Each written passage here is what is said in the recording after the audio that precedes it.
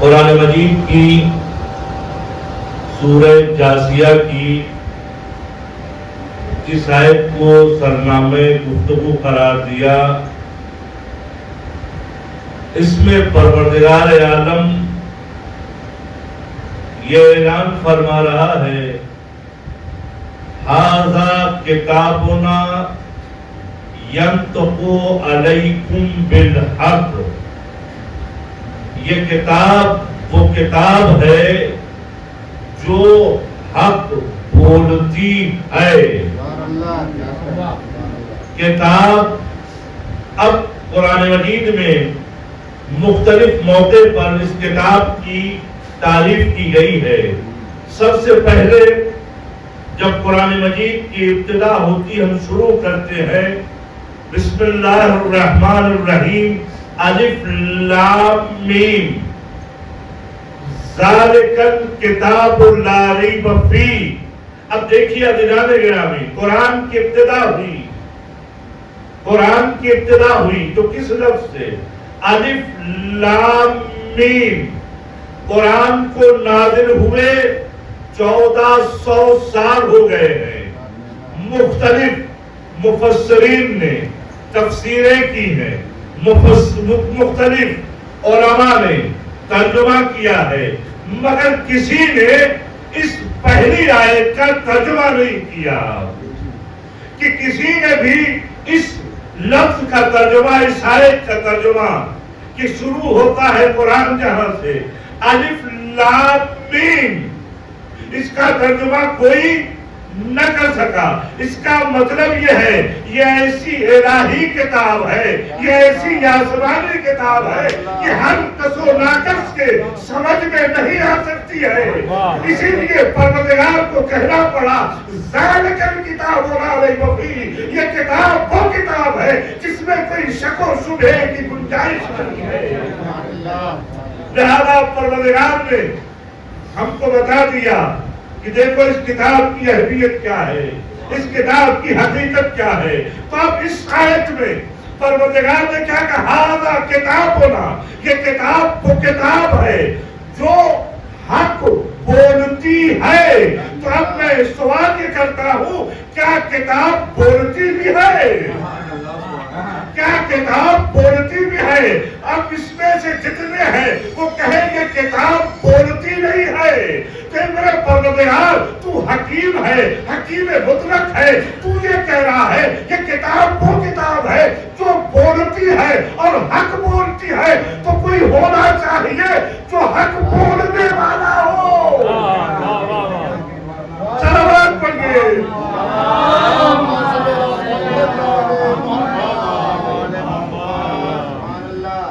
تو کوئی ہونا چاہیے کہ جو حق بولنے والا ہو۔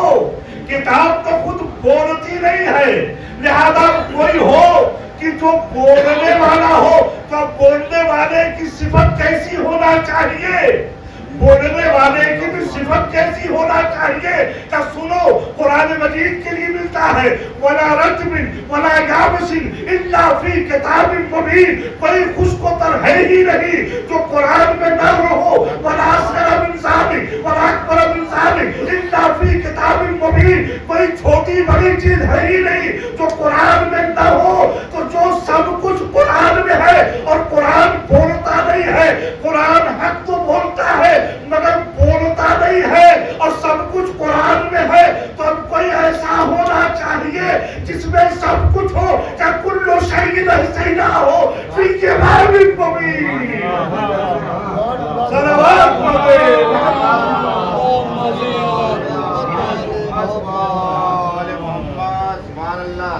یہ کتاب وہ کتاب ہے جو حق بولتی ہے۔ کب؟ جب کتاب بولتی ہے تو آیت نے بھی بتایا، آیت نے واضح کر دیا۔ تو اب قرآن ہے قرآن صامت، یہ کتاب صامت، اور جو بولے وہ ہے قرآن ناطق۔ تو اب یہ ہے ثابت، وہ ہے ناطق، لیکن مسئلہ یہ ہے جب اتنی عظیم کتاب ہے، اتنی نورانی کتاب ہے کہ جو کتاب خود بولتی نہیں ہے مگر اس کا بولنے والا کوئی ہے، تو اب سوال یہ پیدا ہوتا ہے کہ جب کوئی بولنے والا ہے تو اس بولنے والے کا تعارف پروردگار نے قرآن میں کرایا ہوتا۔ قرآن میں اگر یہ بولنے والے ہیں تو ان کا تعارف قرآن میں کرانا چاہیے تھا۔ اب قرآن مجید میں 6600 جتنی بھی جو آیتیں ہیں، مختلف قوم 6666، اب جتنی بھی آیتیں ہیں کسی آیت میں قرآن ناطق کے کسی بھی فرد کا نام نہیں ملتا ہے۔ ہونا کیا چاہیے تھا؟ جب کتاب بولتی نہیں ہے، بولنے والا کوئی ہے تو ان کا نام قرآن میں ہونا چاہیے تھا، مگر اہل بیت میں سے کسی کا نام قرآن میں ذکر نہیں ہے۔ صلوات پڑھیے محمد۔ تھوڑا سا حضرات آگے آ جائیے، بارش کا موسم ویسے ہی ہے، آ جائیے صلوات پڑھتے ہیں۔ آ جاؤ بیٹا، اندر آ جاؤ۔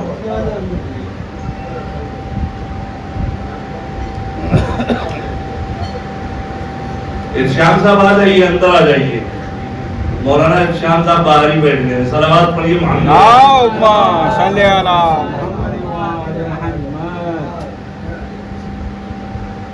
تو عزیزان گرامی، محور گفتگو اور موضوع گفتگو یہ بنا کہ جب قرآن کو بتانے والے، قرآن کی حقیقت کو پہچانوانے والے قرآن ناطق ہیں، تو اب ان قرآن ناطق کا ذکر اس قرآن صامت میں ہونا چاہیے تھا، مگر قرآن صامت میں ان اسما کو، ان قرآن ناطق کے پاروں کو پروردگار نے ذکر نہیں کیا ہے۔ تو ریزن کیا ہے؟ سبب کیا ہے کہ قرآن میں پروردگار نے ان اسما کو، ان ناموں کو ذکر نہیں کیا؟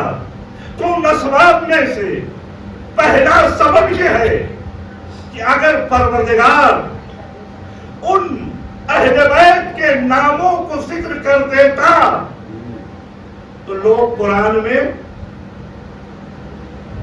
تحریف کر دیتے۔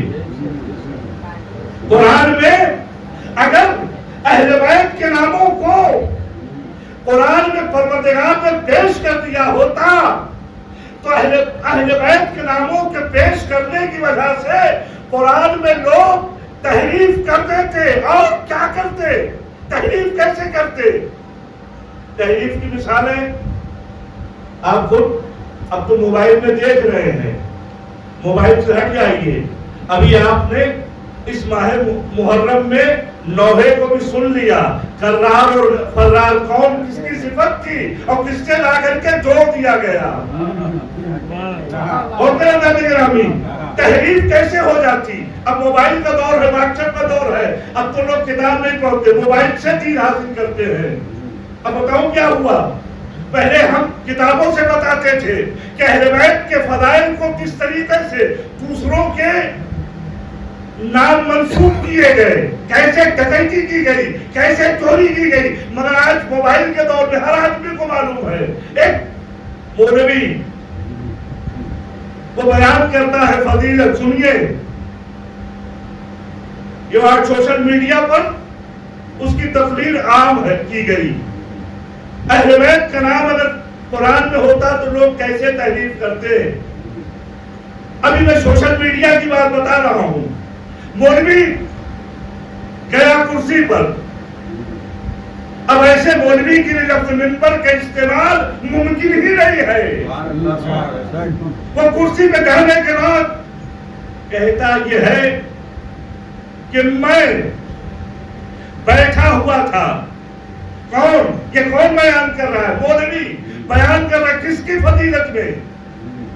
دوسرے خلیفہ کے سلسلے میں وہ بیان کرتا ہے کہ خلیفہ تو گم بیٹھے ہوئے خدیجہ گرامی، قرآن میں اگر اہل بیت کا نام ہوتا تو مشکل کیا ہوتی تحریر۔ اب وہ فرماتے ہیں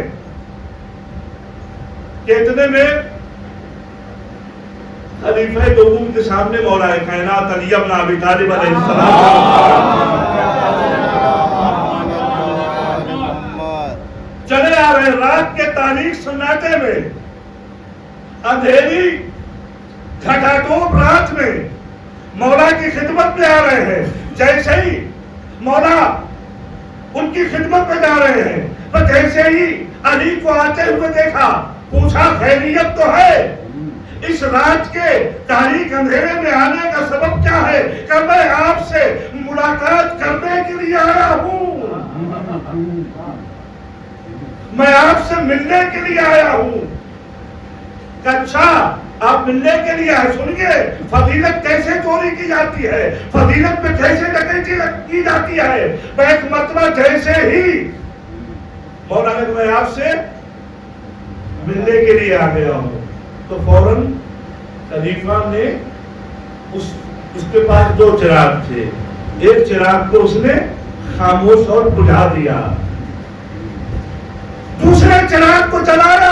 اب مذاکر بیان کرتا ہے، وہ بیان کرنے والا بیان کرتا ہے کہ دوسرے چراغ کو جلا دیا۔ علی نے پوچھا بھائی تم نے یہ کیا کیا کہ اس چراغ کو تم نے بجھا دیا اور اس کو جلا دیا؟ کہ چونکہ یہ بیت المال کے مال سے چراغ جل رہا تھا، آپ ساتھی گفتگو کرنے آئے تھے، لہذا میں نے اس کو جلا بجھا کے اس کو جلا دیا۔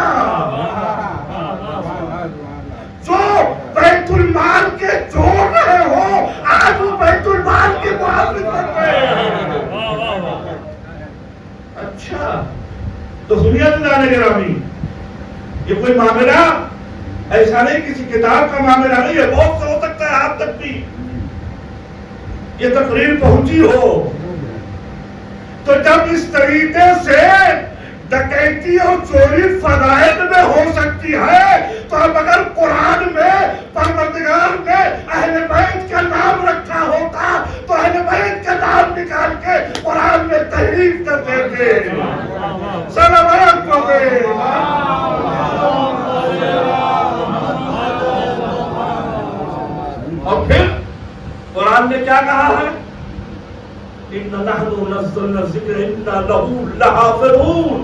ہم نے اس قرآن کو نازل کیا ہے اور ہم اس کی حفاظت کرنے والے ہیں۔ اور پھر اگر قرآن میں اہل بیت کا نام ہوتا تو مشکل کیا کھڑی ہوتی؟ تو عزیزان گرامی، پروردگار نے اہل بیت کے نام کو قرآن میں کیوں نہیں رکھا؟ اس لیے نہیں رکھا کہ پہلی سورت کے بنتی کی تحریف قرآن پیش آ جاتی، دوسری منزل یہ تھی اگر اہل بیت کا نام قرآن میں ہوتا تو جنگ صفین میں جو قرآن کو بلند کر کے یہ کہہ رہے تھے حسبنا کتاب اللہ، وہ ان آیتوں سے اہل بیت کے نام کو نکال کر کے کہتے قرآن ہمارے لیے بس اتنا ہی کافی ہے۔ لہذا اہل بیت کے نام کو پروردگار نے قرآن میں نہیں رکھا۔ اچھا کیوں نہیں رکھا؟ ہم کل کو نہیں جانتے ہیں لیکن پروردگار کل کو بھی جانتا ہے اور کل والوں کو بھی جانتا ہے۔ اگر قرآن میں اہل بیت کا نام ہوتا تو پروردگار اس امت کو جانتا تھا کہ ان کی صورتحال کیا ہے۔ ارے جو بدھ جمعے کی نماز بدھ کو پڑھا دی جائے اور نہ روکے تو اب اگر قرآن سے اہل بیت کا نام نکال دیا جاتا تو ان پہ کیا فرق پڑتا؟ ایک صلوات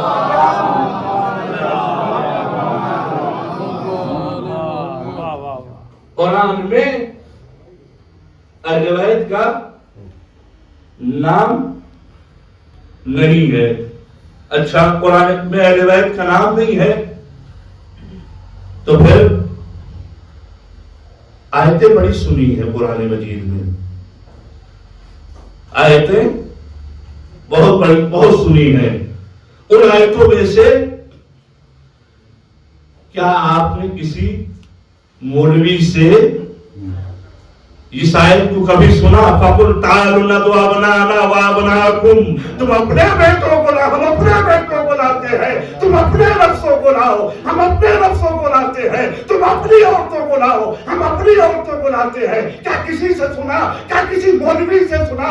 انما یرید اللہ لیذھبعنکم الرجس اہل البیت، چادر تطہیر کے بارے میں آیت نازل ہوئی. کیا کسی مولوی سے سنا؟ کیا کسی مولوی سے سنا اس آیت کو اس نے سرنامہ کلام قرار دیا ہو؟ اليوم اکملت لکم دینکم واتممت علیکم نعمتی.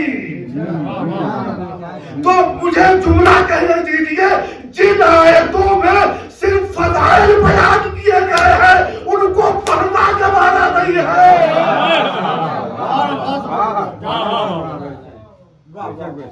لائٹ بھی نہیں تب بھی حرارت نہیں آ رہی ہے. سلام کریے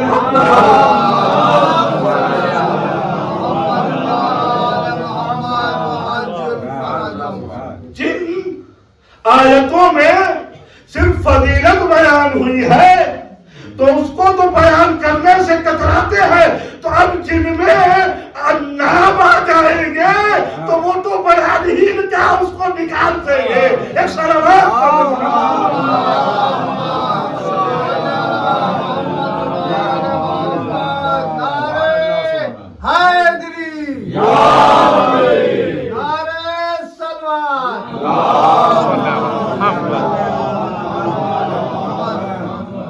تو قرآن میں اہل بیت کا نام نہیں ہے. اور صلوات پڑھیے.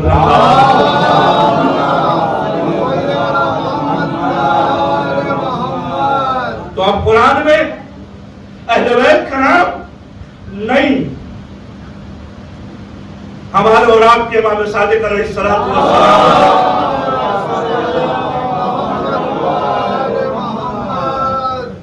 کے پاس کچھ لوگ آتے اور آنے کے بعد سوال کرتے ہیں کہ مولا قرآن میں اہل بیت کا نام کیوں نہیں ہے؟ تو امام فرماتے ہیں کہ پہلے یہ بتاؤ، میں تمہارے سامنے قرآن کی آیتیں پیش کرتا ہوں. میں تمہارے سامنے قرآن کی آیتیں پیش کرتا ہوں. پہلی آیت اقیموا الصلاۃ. کیا کہا گیا؟ اقیموا الصلاۃ. قرآن میں نماز قائم کرو. مگر قرآن میں یہ کہاں لکھا ہے کہ صبح کی 2 رکعت پڑھنا ہے؟ کیا سنا ہے کہ نماز قائم کرو، مگر یہ کہاں لکھا ہے کہ ظہر کی 4 رکعت پڑھنا ہے، مغرب کی 3 رکعت پڑھنا ہے؟ یا ایھا الذین آمنوا کتب علیکم الصیام کما کتب علی الذین من قبلکم لعلکم تتقون. حکم ہوا ہے اے صاحب ایمان، صاحبان ایمان، روزہ رکھو. روزہ رکھنے کا حکم ہے، مگر قرآن میں یہ کہاں بیان کیا گیا ہے روزہ 9 چیزوں سے ٹوٹتا ہے. نماز ہے کہ نماز پڑھو، مگر اس کے تفصیلی احکام. روزہ رکھو، مگر اس کے تفصیلی احکام. حکم من استطاع الیہ سبیلا، کہ جو مستطیع ہو جائے اس کے اوپر حج ہے. حج بتایا گیا جو مستطیع ہو جائے حج ہے، مگر قرآن میں کہاں کہا گیا عرفات میں کب ٹھہرنا ہے، مینا سے کب جانا ہے، مزدلفہ میں کب رکنا ہے. قرآن میں کہا گیا آتوا الزکات، زکات نکالو. مگر یہ قرآن میں کہا گیا کہ خود اگر محنت سے سینچا ہے تو اس میں اتنی زکات نکالنا ہے. اور یہ جو باران رحمت آج جیسے ہو رہی ہے, جیسی بارش اگر اس سے کھیت سینچا گیا ہے تو اس میں اتنی زکات نکالنا ہے. یہ قرآن میں کہاں بیان کیا گیا ہے؟ قرآن میں صرف کلی حکم بیان کیے گئے ہیں, جزئی احکام قرآن میں بیان نہیں کیے گئے. لہذا قرآن میں نماز کا حکم ہے, روزے کا حکم ہے, حج کا حکم ہے, زکات کا حکم ہے, سارے احکام ہے, مگر صرف کلی حکم بیان کیے گئے ہیں. تو اسی طریقے سے اہل بیت کے ناموں کو ذکر نہ کر کے اتنا بتا دیا گیا ہے میرے بعد مہاراجہ جانشین ہوں گے. صلوات پڑھے محمد.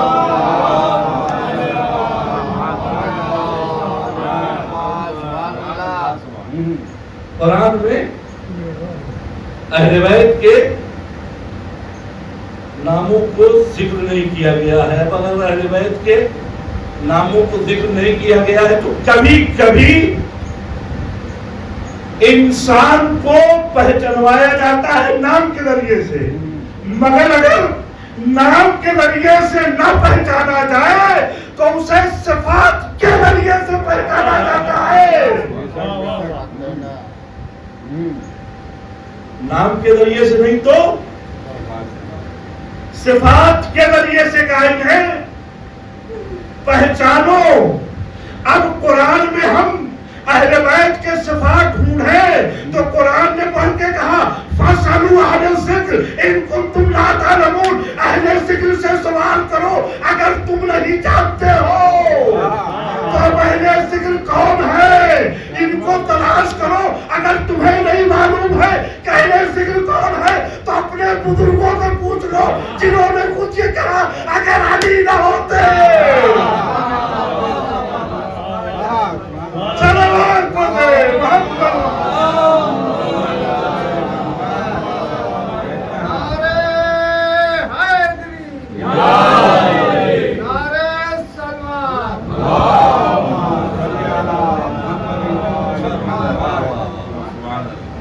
اگر اہل بیت کے ناموں کو پروردگار نے ذکر نہیں کیا تو ان کے صفات بتائے. اور صفات کیسے بتائے؟ الْيَوْمَ أَكْمَلْتُ لَكُمْ دِينَكُمْ وَأَتْمَمْتُ عَلَيْكُمْ دِينَكُمْ. آج کے دن دین مکمل ہو گیا. اب وہ آج کا دن کون ہے؟ کیا وہ دن ہے جب رسول نے اپنے ہاتھوں پر علی کو بلند کر کے کہا مَنْ كُنْتُ مَوْلَا فَهَذَا عَلِيٌّ مَوْلَا.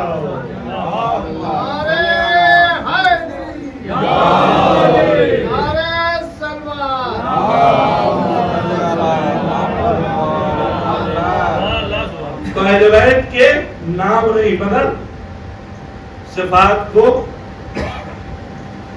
ذکر کیا گیا. کیسے جیسی صفات کو؟ انما ولیکم اللہ رسولہ. کب یہ آیت کب نازل ہوئی؟ علی نے حالت رکوع میں زکات دی تو آیت نازل ہوئی اور منصب امامت کا اعلان ہوا. امت اور امام میں فرق کیا ہے؟ امت اگر زکات کے طور پر سونے چاندی کا ڈھیر لگا دے تو اجر میں ثواب میں جنت ملتی ہے. مگر علی اگر رکوع میں زکات دے دے تو آیت نازل ہوتی ہے.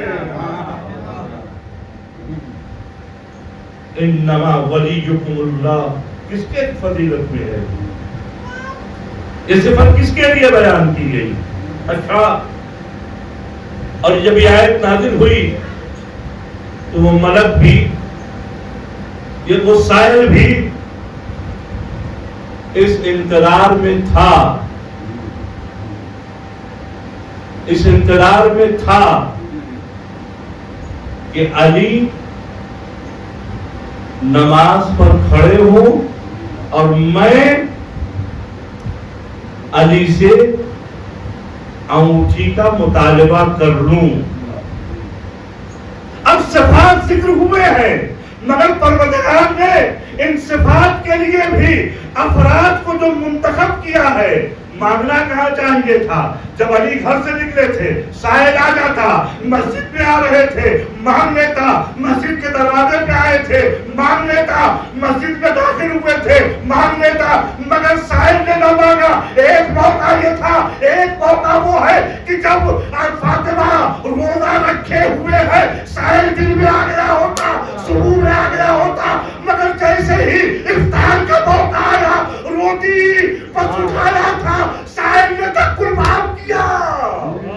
ये इंतजार करना और मांगना बताता है कि देखो ये इजहार फजीलत के लिए आयतें इंतजार कर रही थी, साहिल इंतजार कर रहा था।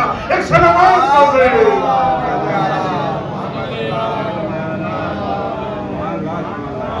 गिरामी फजी सिफात के जरिए से, सिफत के जरिए से कभी कभी अहले बैत को पहचानवाया जाता है।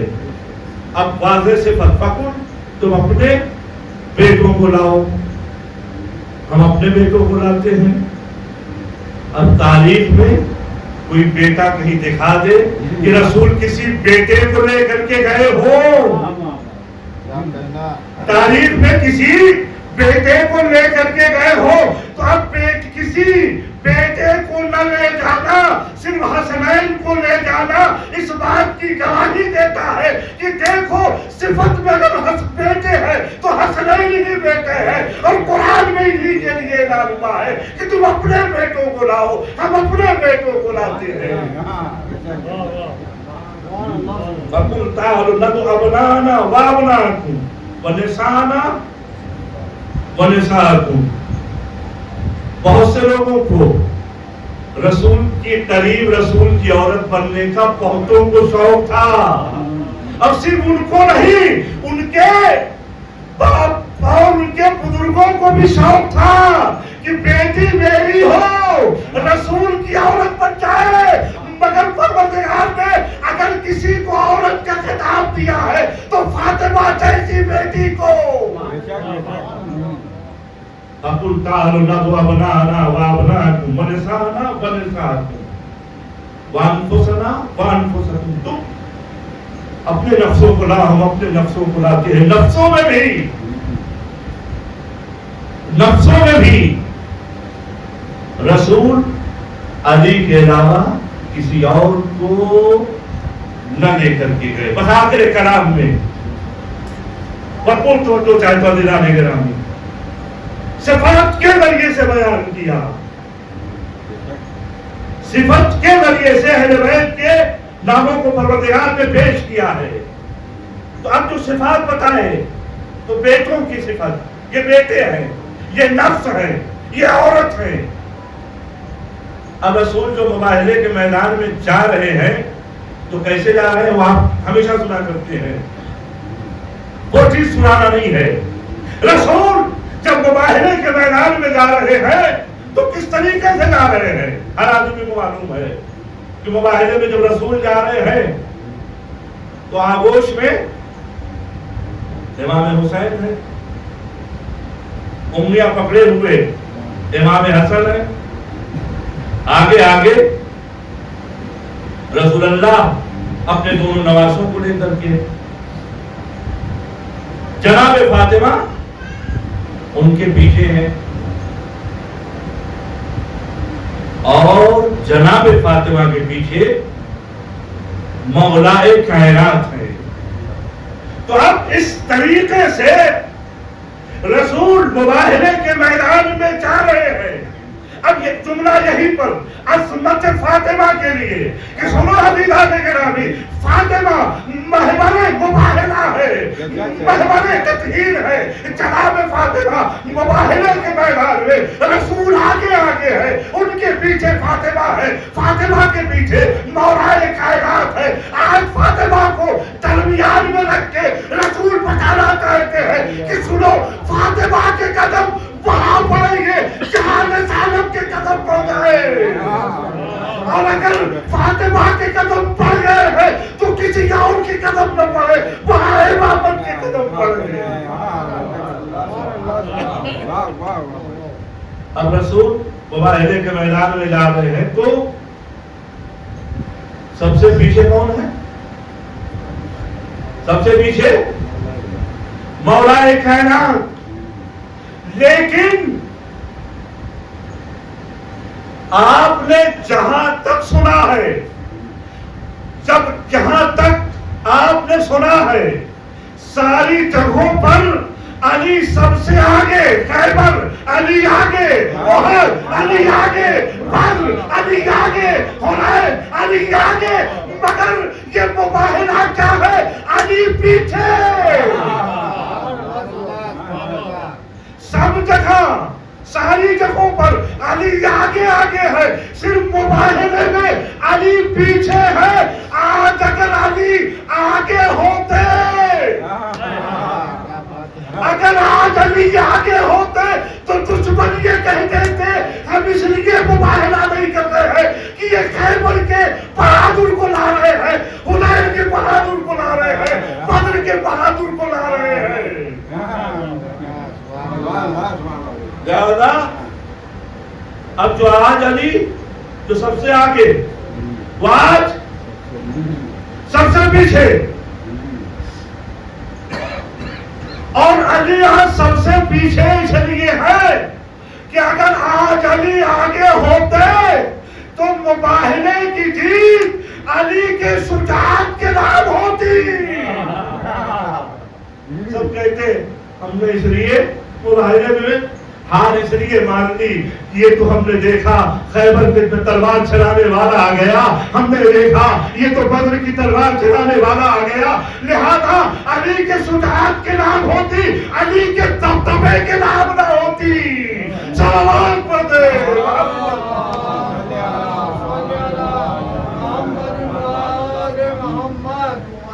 علی ان صفات اور شجاعت کے سورما کا نام ہے جس نے اپنے کردار کے طور پر مباہلے کی جنگ جیتی، اور پھر علی ایسے ہی شجاع کو کربلا کے لیے فراہم کر رہے تھے کہ جو کربلا میں حسین کے کام آئے، جب حسین نرغے آدھا میں ہو گئے، تب جب ننھے ننھے بچے بھوک اور پیاس سے تڑپ رہے ہوں گے۔ عزیزو، کربلا کی مظلومیت اور اس میں بھی غازی عباس کی مظلومیت، کربلا کی مصیبت میں غازی سے کوئی پوچھے، کبھی نجف کا رخ کرتے تھے، آواز دیتے تھے بابا کیا اسی دن کے لیے بالا ہے بابا، کبھی مدینے کا رخ کرتے تھے، آواز دیتے تھے نانا رسول اللہ، میرا بھائی حسین، میرا آقا حسین پیاسا ہے، ننھے ننھے بچے پیاسے ہیں۔ یہ کیفیت رہی ہوگی اس میدان کربلا میں کہ اتنے میں حسین کی اور حسین کی مظلومیت کا اندازہ آپ اس سے لگا سکتے ہیں کہ جب ایک مرتبہ بات مولا کی خدمت میں آئے آتا، اجازت دے دیجئے، ایک مرتبہ حسین نے مظلومیت کا اظہار جملوں سے کیا، اے ابا ارے تم تو میرے لشکر کے علم بردار ہو، اگر تم چلے جاؤ گے تو میرا کیا ہوگا؟ ایک مرتبہ غازی نے ایک جملہ کہا، اے آقا وہ لشکر کہاں ہے جس کا میں علم بردار ہوں؟ علی اکبر مارے گئے اور محمد مارے جا چکے، قاسم شہید ہو چکے۔ ایک مرتبہ حسین نے باو غازی کو اجازت دی، ٹوٹا ہوا نیزہ مشکیزہ لے کر کے فرات کے کنارے پہنچے۔ وہاں سنو گے عزیزو، عباس کی مظلومیت کیا ہے، مصیبت عباس کیا ہے، کیسی مصیبت ہے غازی کی کہ ایک مرتبہ مصیبت میں یہ مصیبت بہت سخت تھی کہ جب غازی فرات سے واپس آ رہا تھا تیروں کو کھا کر کے ایک مرتبہ گھوڑے سے زمین پر گرا، جب وہ پر گرتا تھا ہاتھ سلامت رہتے تھے، مگر ہائے غازی آواز دی، اے میرے آقا میرا سلام، حسین میدان کربلا میں آئے، اب جملہ سنو میرے رونے والوں، اے حسین مظلوم کا ماتم کرنے والوں، حسین قبر کو پکڑے ہوئے میدان کربلا میں آواز دیتے جا رہے تھے، آلان کثرت ہری، یہ فریاد کر رہے تھے کہ ایک مرتبہ عباس کے سرانے آ کے بیٹھ گئے۔ اب جملہ سنو گے دوستو، رونے کے لیے کافی ہے عزیزو، اللہ آپ کو کسی غم میں نہ رلائے سوائے غم آل محمد کے۔ پہلی مرتبہ حسین غازی کے سرانے بیٹھ گیا، غوث محمد مظلوم کا بیٹھنا تھا کہ ایک مرتبہ کیا دیکھا، آنکھوں میں تیر ہے، ہاتھ کٹ چکے ہیں، تو ایک مرتبہ مولا حسین نے عباس کے سر کو اپنے زانوں پہ رکھا، جیسے ہی غازی نے آنکھ کھولی کیا دیکھا، میرا سر غازی، میرا سر حسین کے زانوں پر ہے۔ ایک مرتبہ سر کو ہٹا لیتے ہیں، جملہ سنو میرے دوستو، رونے کے لیے، ہاں رونے کے لیے جملہ کافی ہے۔ ایک مرتبہ عباس نے پھر اپنے سر کو حسین کے زانوں سے ہٹا لیا، بار بار حسین زانوں پر سر رکھتے تھے، عباس ہٹاتے جاتے تھے کہ ایک مرتبہ حسین نے کہے غازی اپنے سر کو میرے زانوں پہ رہنے دو، مگر ہاں غازی نے پلٹ کے کہا آقا آقا آقا، میں نے دیکھا ہے جب دادا رسول اللہ دنیا سے گئے تھے تو بابا کا زانو تھا، دادا کا سر تھا، میں نے دیکھا ہے جب بھیا حسن دنیا سے گئے تھے آپ کا زانو تھا، بھیا حسن کا سر تھا۔ ارے جب اس دنیا سے جائیں گے تو کس کا زانو ہوگا، نچین سے آواز آئی، اے ابا گھبراؤ نہیں، ایک دنیا نہیں ہوگی، اپنے سر کے بعد پھرائے ہوئے اس زمین کربلا پر اپنے لال کے سر کو زانو پہ رکھ گئی اور کرے گی والسيال كل الدين طلبوا أيام القلبين طلبوا